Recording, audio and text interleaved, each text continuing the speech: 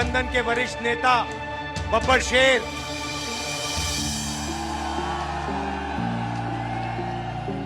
जो अब एक साथ टीम में जाके शिकार कर रहे हैं।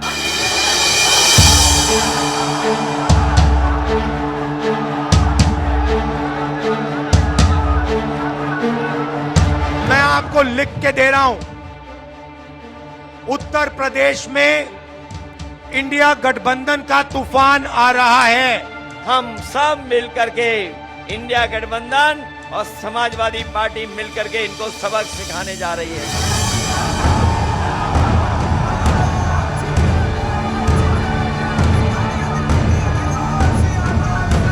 बीजेपी की सबसे बड़ी, देश में सबसे बड़ी हार उत्तर प्रदेश में होने जा रही है।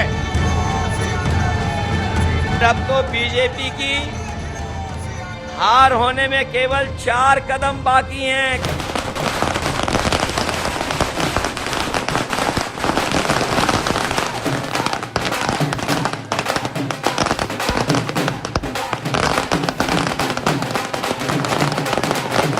समाजवादी पार्टी के कार्यकर्ता खुशी से झूम रहे हैं। मिठाइयां बंट रही हैं, ढोल नगाड़े बज रहे हैं, अबीर गुलाल उड़ रहा है।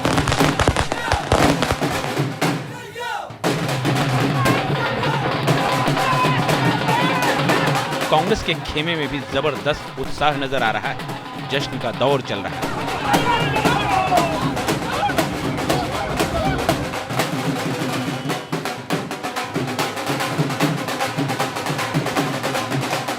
ये तस्वीरें बता रही हैं कि यूपी में 2 लड़कों की जोड़ी ने कमाल कर दिखाया है। 7 साल बाद समाजवादी पार्टी और कांग्रेस ने यहां साथ मिलकर चुनाव लड़ा, और ऐसा लड़ा कि जिस किले को बीजेपी सबसे मजबूत गढ़ मानकर चल रही थी, उसी में जबरदस्त सेंधमारी हो गई।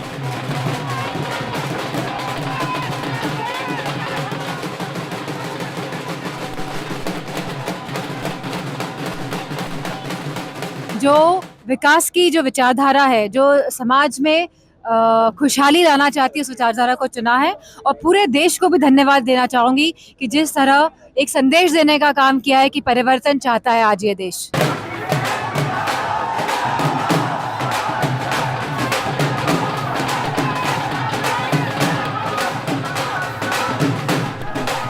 यूपी में मिली कामयाबी का बहुत बड़ा श्रेय समाजवादी पार्टी के मुखिया और उत्तर प्रदेश के पूर्व मुख्यमंत्री अखिलेश यादव को जाता है। समाजवादी पार्टी ने यूपी में जिस तरह से लड़ाई लड़ी, उसी का नतीजा रहा कि उत्तर प्रदेश में 2019 में एक सीट पर सिमट गई कांग्रेस ने भी बेहतरीन प्रदर्शन किया। अमेठी सीट पर फिर से कब्जा जमाया, तो वहीं रायबरेली समेत कई और सीटों पर भी पंजे ने कमाल कर दिखाया।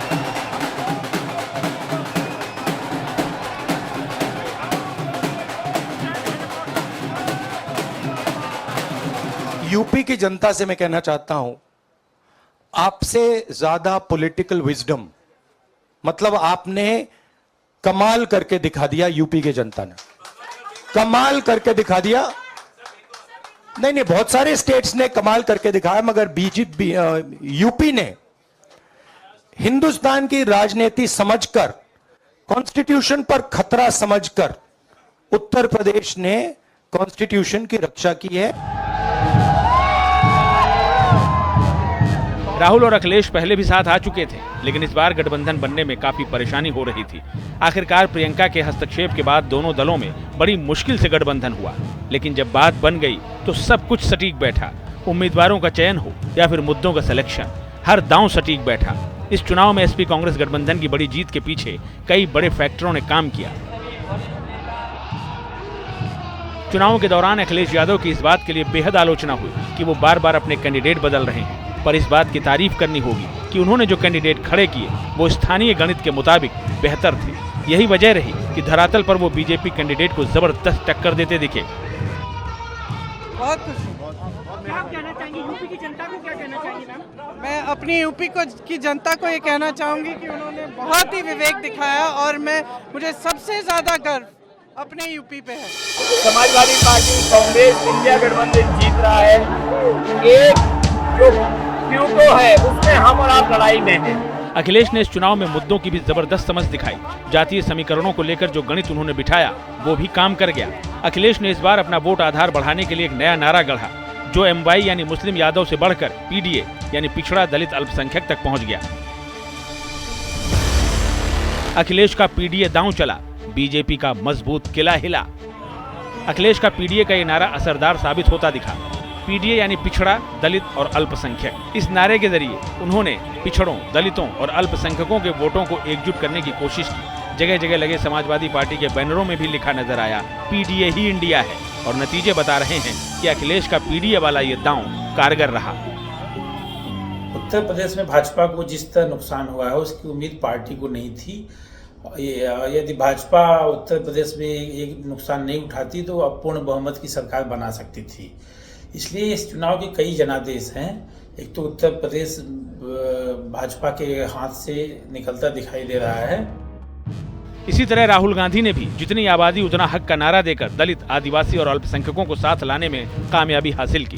गठबंधन के बाद जब यूपी के दोनों लड़के साथ नजर आए तब राहुल गांधी ने कहा था कि पिछड़ों, दलितों और अल्पसंख्यकों की आबादी 88% है, लेकिन इनकी भागीदारी कहीं नजर नहीं आती। हमें यही बदलना है और यही सामाजिक न्याय का मतलब है। नतीजे बता रहे हैं कि राहुल के इस नारे ने भी काम किया।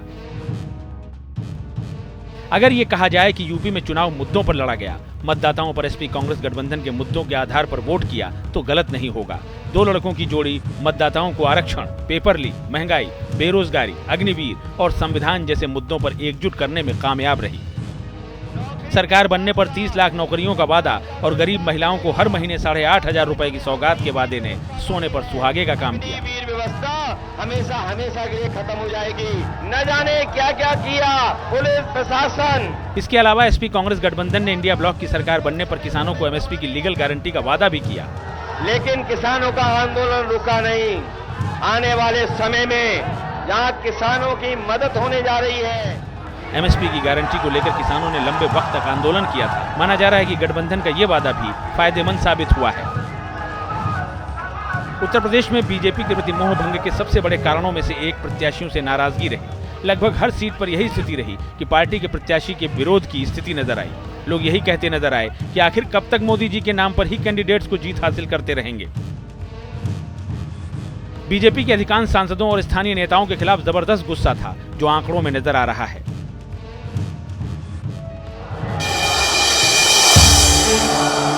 2017 में योगी आदित्यनाथ के CM बनने के बाद उनकी लोकप्रियता जबरदस्त तरीके से बढ़ी।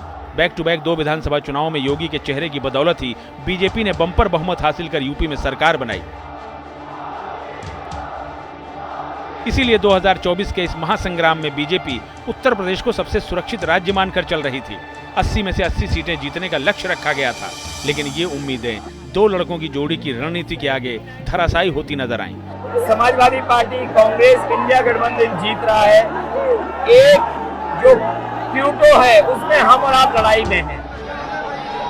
देश में सबसे ज्यादा लोकसभा सीटों वाले उत्तर प्रदेश में इस जोड़ी ने बीजेपी का विजय रथ रोक दिया। Team news nation.